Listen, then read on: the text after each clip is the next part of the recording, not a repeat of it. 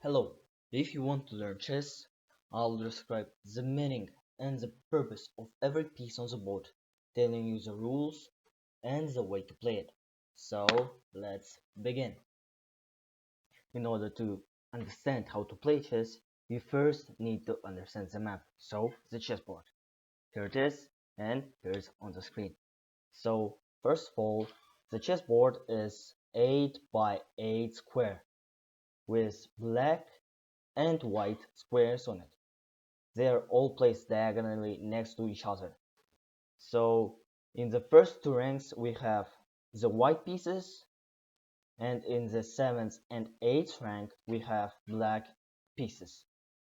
And you may see the pattern of every pawn being on the second rank of white, and black pawns are placed on the 7th rank. So overall on the chessboard there is 6 types of pieces. Firstly, the pawns on the board. Secondly, the king, the main player on the board. Next to him, his queen, bishop, knight, and the rook are all have on the board. In the board, we also see that there is a pattern that bishops, knights, rooks, queens, kings are all symmetrical to each other. They all face each other on their vertical. So to know which piece stands in what order, first of all there is a rook, then there is a knight, then there is a bishop, queen on the D vertical, black queen always stays on the black square, and the white queen always stays on the white square, while the king is on the A E vertical and as symmetrical as these pieces. The bishop, knight, and rook are located as well, while the pawns are on the line as usual. So this is the main pattern. Now let's come to the pieces on the chessboard. Let's go. The piece that is most of the time the game is started with is the pawn.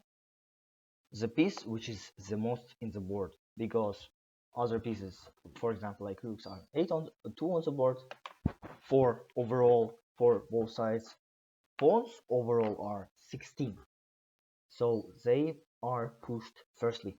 For example, I push like this. Pawn can go 2 different ways on their first move. For example, it can go either 2 squares further or only 1 square. But in the future, for example, my opponents play the same move, I cannot go 2 squares further as I could on the first move. So I'll continue marching like this. Pawns are able to go and capture things diagonally, other pieces diagonally.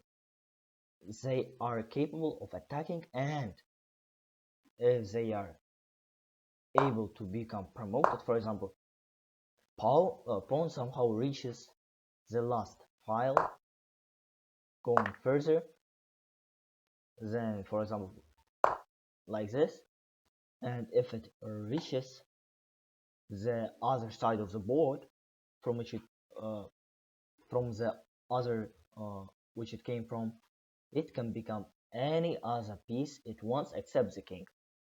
So most of the time the most valuable piece, it becomes a queen to have the most opportunities and abilities to continue its game.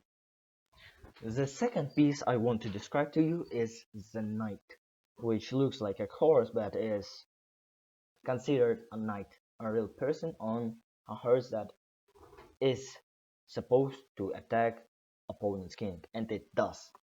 So the knight is the second piece that could do its move on the first move, because all other pieces are blocked, they are not available, they don't have opportunity to move out of their squares on the first move if it pawns don't allow it. But knight is the only piece that can jump over other pieces.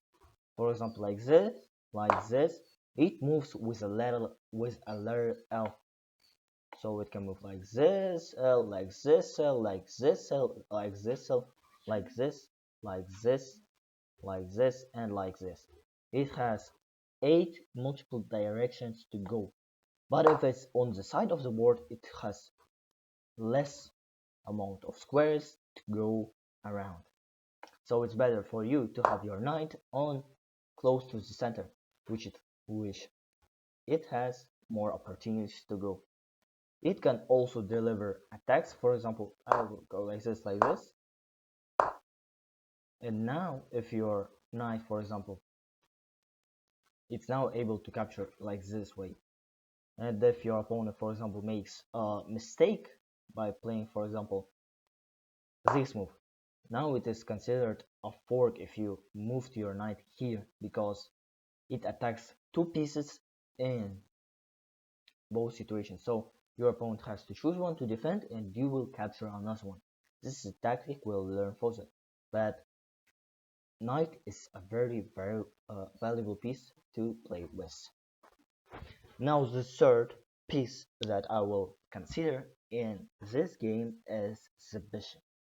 The bishop, it can move diagonally on the square it was in from the beginning of the game. For example, this bishop is on white square, so it cannot go on black squares.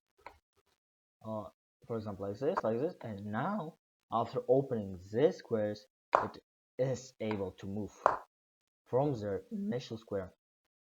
The bishops are very efficient while being on these diagonals because they have the most squares to go. They are used to attack your opponent and create threats that are hard to be observed. For example, from this, your opponent will less likely see that you might be attacking this square, so they're tricky pieces. Now, the rook is the fourth piece that we will describe to you as a beginner. The rook is only able to move on right way, like moving horizontally or vertically. For example, if I open this way for my rook, it can go any way it wants in vertical or horizontal way. Opponent plays the same move, and now rooks are able to move in 4 directions that they're wanting to. And now your rook is able to attack and eat another piece like this.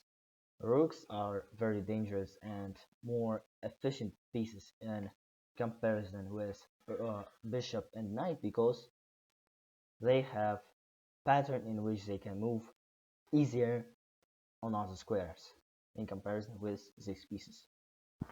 Now the fourth most valuable, most beautiful piece on the chessboard, the queen. The queen got a lot of potential as a piece, but it's blocked in the beginning as you can see, because it is behind the pawns, king and the bishop. The main goal of a queen is to attack the opposite monarch and defend her own.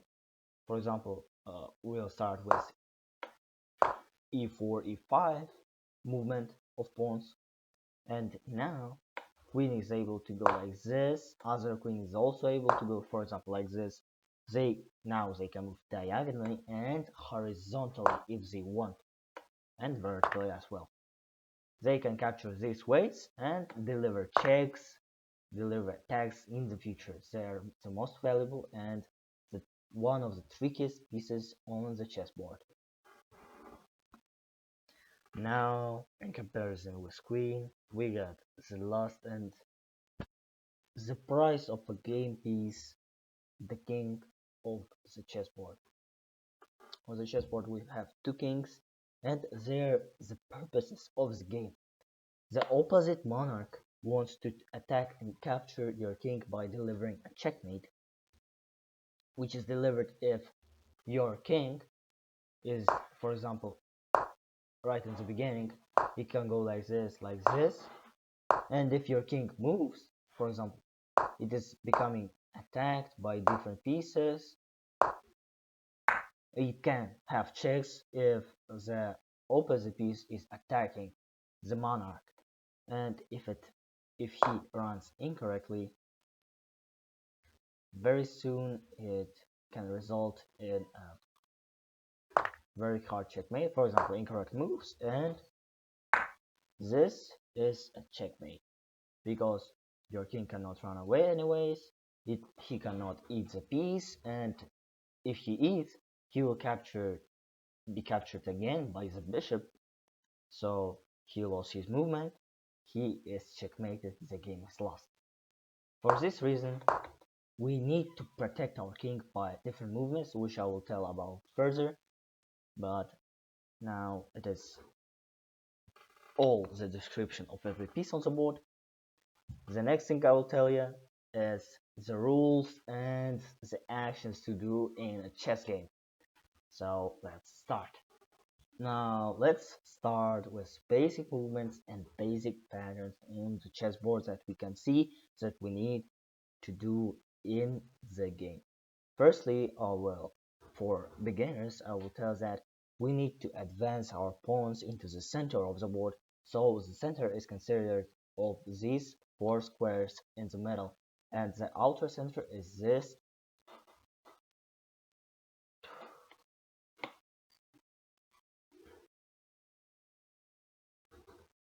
12 squares around it.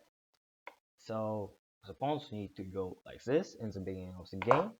For beginners, I will shortly show you one of the first openings for the beginners. For example, like this, you move your knight on the outer square of the board, like this square, and it has more opportunities to attack and be advanced in the future.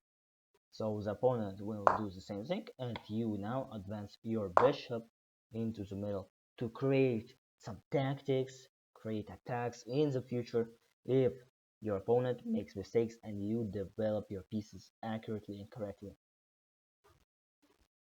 For example, your opponent repeats moves, and now you basically start. You can, sorry, I forgot that. You can here capture the pawn, but let's don't let's not observe it. The main defense for your king in this position is the move called castle. When you move your king 2 squares right or 3 squares like this to the left, and the rook comes right on the right or right on the left of the king opposite to the direction it went. So for example, our king goes to g1 and rooks come back exactly to f1, and now your king is harder to be attacked because he is not in the center anymore. He got protection by the rook, and he is defended by multiple pawns that will be inactive. They will not be advanced, and they are just complete protection for your king. So by starting movements like this, opponent for example repeats, you defend, you create some threats, you move your pieces into the attacks, creating multiple attacks, and you can advance, develop your position, and all minimal aspects, all small aspects that I will be described in the first videos. Now please subscribe, watch the next videos, watch the previous video. I will show you everything that you need to know and you need to have in your chess game. So here's the basics. Remember the movement piece of pieces, the patterns on the chessboard, the rules of outer center and inner center, which I just showed for you.